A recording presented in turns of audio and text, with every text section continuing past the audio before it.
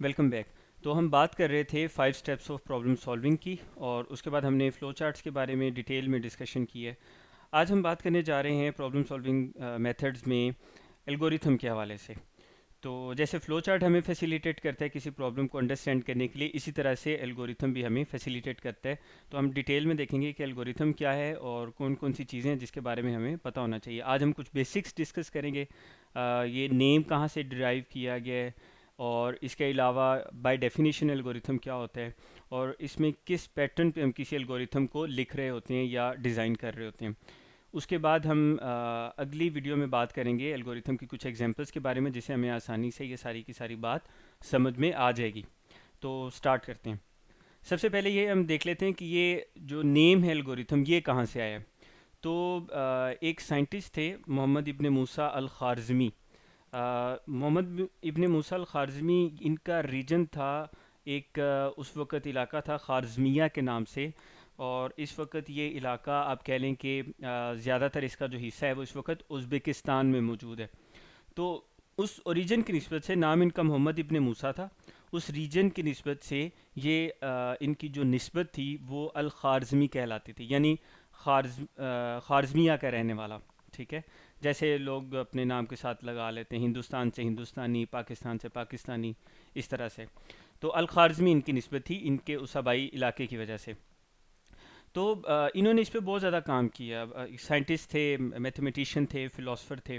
इनकी इस पे बहुत वर्किंग है। आज हम जो एल्गोरिथम की जो शेप देखते हैं, उसमें जो एडवांसमेंट देखते हैं, उसकी जो बेस प्रोवाइड की है वो मोहम्मद इब्ने मूसा अल ख़ारज़मी ने प्रोवाइड किया।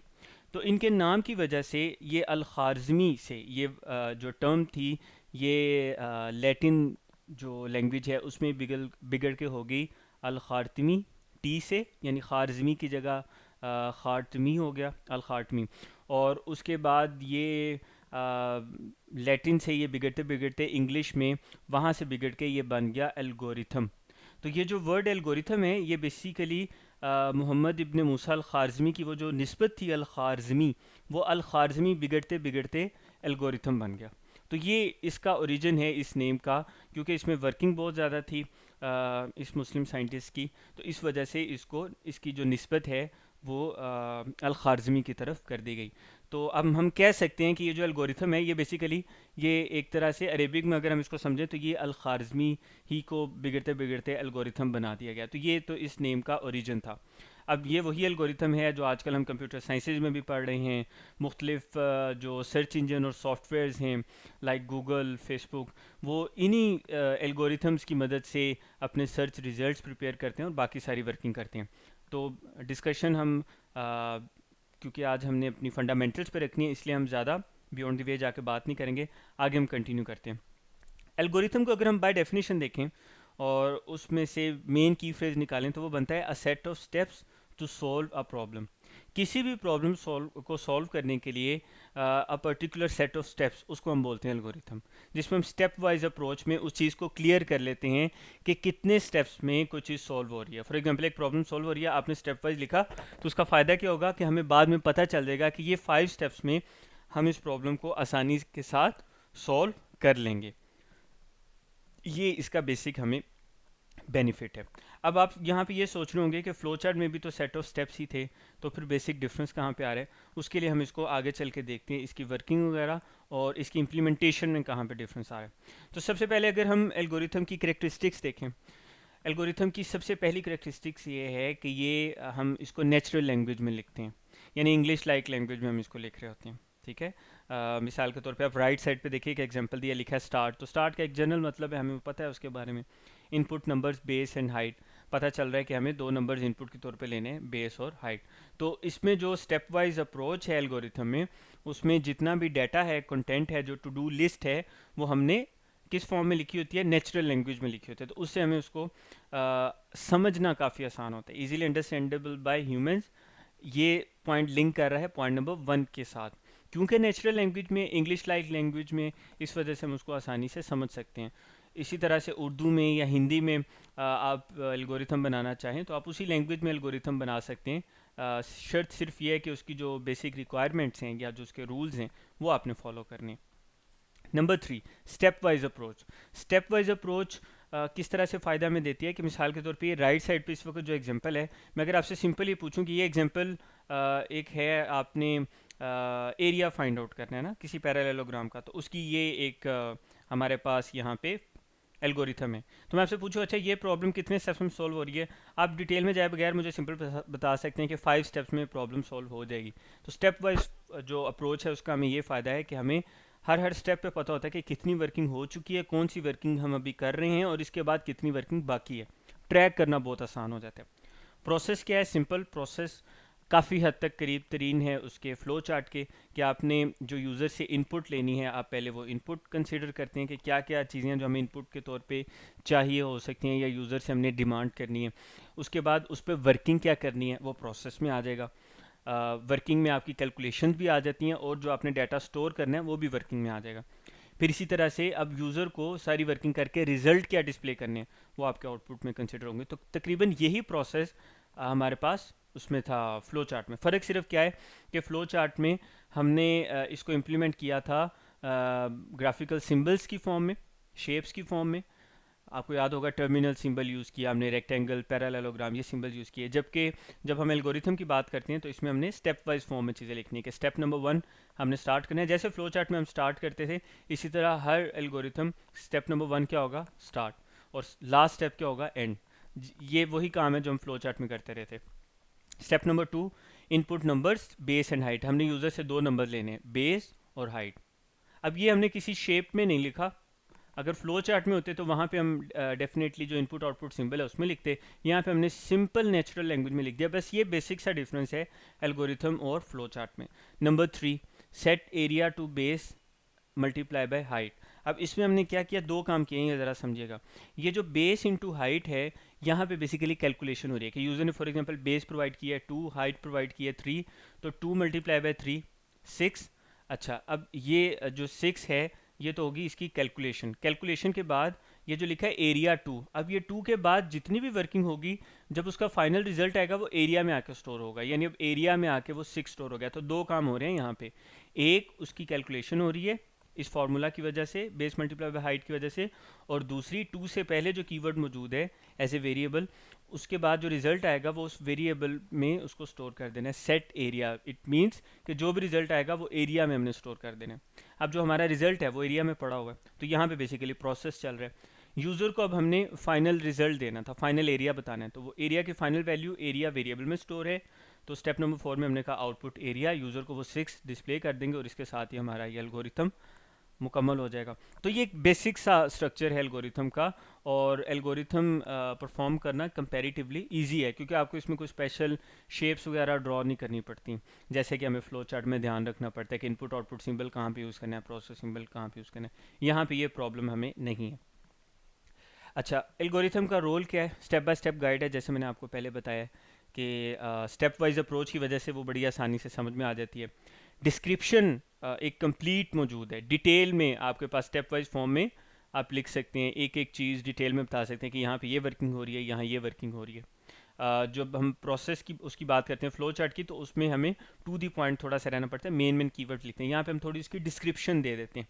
नंबर 3, अब इसका फ़ायदा क्या है, ये जो लास्ट 2 पॉइंट्स है इसको समझिएगा। हम ये सारी चीज़ें कर रहे हैं कंप्यूटर साइंसिस के लिए। अब कंप्यूटर साइंसिस में 2 तरह के सोल्यूशन बन रहे होते हैं, hardware solution, software solution. For example एक शख्स सॉफ्टवेयर डेवलप कर रहा है, प्रोग्रामर, तो वो क्या करता है कि प्रॉब्लम को अंडरस्टैंड करके, वो जो हमने 5 स्टेप्स ऑफ प्रॉब्लम सॉल्विंग पढ़े थे, अगर आपने नहीं सुने तो आप इसी प्लेलिस्ट में जाके दोबारा से उनको देख सकते हैं, वो स्टार्टिंग में वो सारे लेक्चर पढ़े हुए हैं।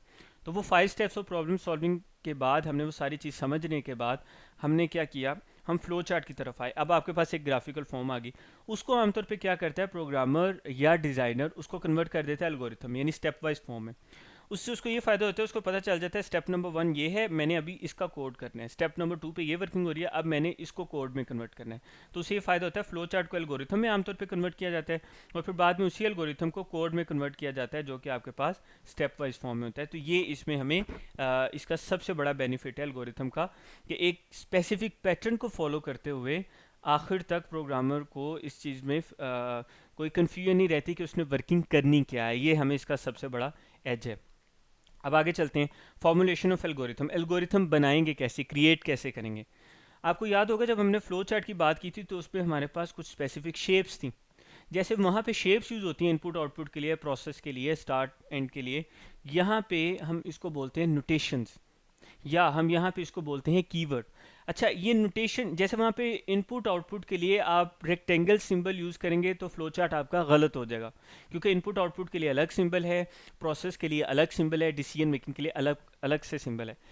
इसी तरह से यहाँ पे भी अगर आपने कहीं पे आप इनपुट आउटपुट के लिए वर्किंग कर रहे हैं और आप वहाँ पे कीवर्ड यूज़ करते हैं सेट, तो you are creating 100% wrong algorithm. आपने इस चीज़ का ख्याल रखना है ख़ास तौर पे कि नोटेशंस ठीक इस्तेमाल करनी है, ठीक है, ये मेन चीज़ है। अगर यहाँ पे आप गलती कर रहे हैं तो आपका एल्गोरिथम कभी भी ठीक नहीं बनेगा।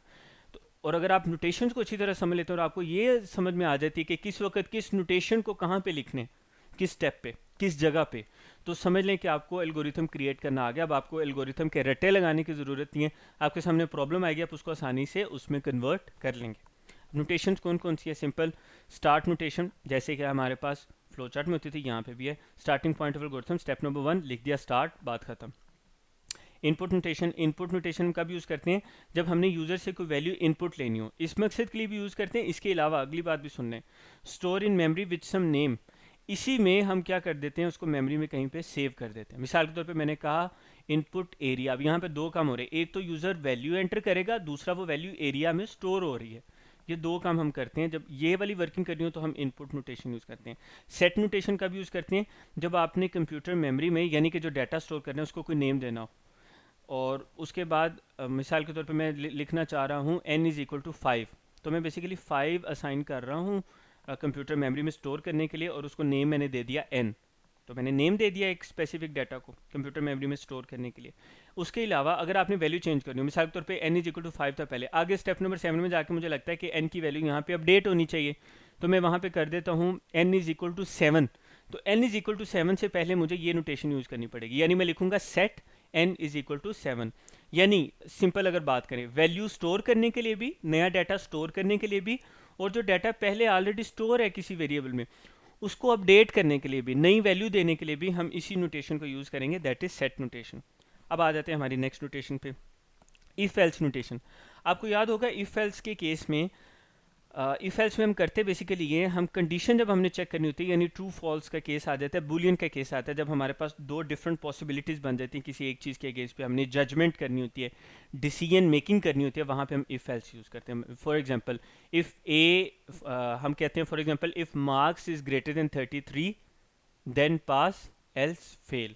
तो अब ये कंडीशन आ गई कि अगर मार्क्स 33% से ज़्यादा हैं तो पास है, अदरवाइज फेल है। तो यहाँ पे ये जहाँ पे कंडीशन आ जाती है, जहाँ पे जैसे आपको याद होगा फ्लो चार्ट में भी हमने डिसीजन मेकिंग पढ़ा था और डिसीजन मेकिंग का सिंबल ही अलग था, इसी तरह जहाँ पे डिसीजन मेकिंग आ जाए, कंडीशन आ जाए, आपको डिसीजन लेना पड़ जाए और आपके पास दो ऑप्शन हों, ट्रू फॉल्स के केस में, येस नो के केस में, फेल पास के केस में, ठीक है, इवन ओड के केस में, इस तरह की सिचुएशन आ जाए, तो उसमें फिर आपने इफ़ एल्स नोटेशन यूज़ करनी है, ठीक है। गो टू नोटेशन पे आ जाते हैं। गो टू नोटेशन का भी यूज़ करते हैं। अगर आपको याद हो तो हमने फ्लो चार्ट की जो एग्जांपल्स रिसेंटली डिस्कस की हैं उसमें हमने जो लास्ट 2 एग्जांपल थी उसमें रिपीटिंग स्टेप्स थे, हमें बाज़ औक़ात किसी प्रीवियस स्टेप पे जाकर कुछ स्पेसिफिक स्टेप्स को दोबारा से रिपीट करना पड़ता है, जिसके लिए हमने लूप की टर्म भी यूज़ की थी। तो अगर इस तरह की कोई सिचुएशन आ जाए कि आप मसलन स्टेप नंबर 6 में हैं और कोई वर्किंग इस तरह की है कि आपको कुछ स्टेप्स रिपीट करने हैं, तो उसके लिए आपको स्टेप नंबर 6 से शायद स्टेप नंबर 3 पे जाना पड़े, तो उसके लिए यानी कि आपकी रेपिटेशन चलेगी, आइट्रेशन चलेगी, लूप चलेगा ना, कुछ स्टेप्स को आप दोहराएंगे। तो स्टेप नंबर 6 पे आप स्टेप नंबर 3 पे जाना चाह रहे हैं स्टेप नंबर 6 से, तो आप लिखेंगे स्टेप नंबर 6 के बाद गो टू स्टेप नंबर 3, तो स्टेप नंबर 3 की तरफ मूव कर जाएगा। तो गो टू स्टेटमेंट आपको हेल्प आउट करती है लूप्स के लिए, जब आपने रेपिटेशन करनी हो, आइट्रेशन परफॉर्म करनी हो, किसी कुछ नंबर ऑफ स्टेप्स को आपने बार बार रिपीट करना हो, उसके लिए हम गो टू स्टेटमेंट यूज़ करते हैं। सिंपल। अच्छा, उसके बाद हमारे पास आउटपुट आ गई। आउटपुट सिंपल, जो आपके पास रिजल्ट स्टोर है उसको हमने डिस्प्ले करवाने हैं, उसके लिए हम आउटपुट यूज़ करने हैं। और स्टॉप आखिर में आपका कंप्लीट हो गया एल्गोरिथम, और हम स्टॉप की नोटेशन यूज़ करेंगे और इसके साथ ही हमारा जो एल्गोरिथम है वो कंप्लीट हो जाएगा। तो स्टार्ट और स्टॉप, ये तो दो नोटेशंस कंफर्म है ना। स्टेप नंबर 1 स्टार्ट और लास्ट स्टेप पे हमने क्या लिख देना, स्टॉप। दरमियान में सारी चीज़ें आपको बता दी हैं और साथ में कंपैरिजन भी करवा दिया कि फ्लो चार्ट में किस काम के लिए कौन सा सिंबल यूज़ हो रहा था और यहाँ उसके लिए कौन सी नोटेशन यूज़ हो रही है।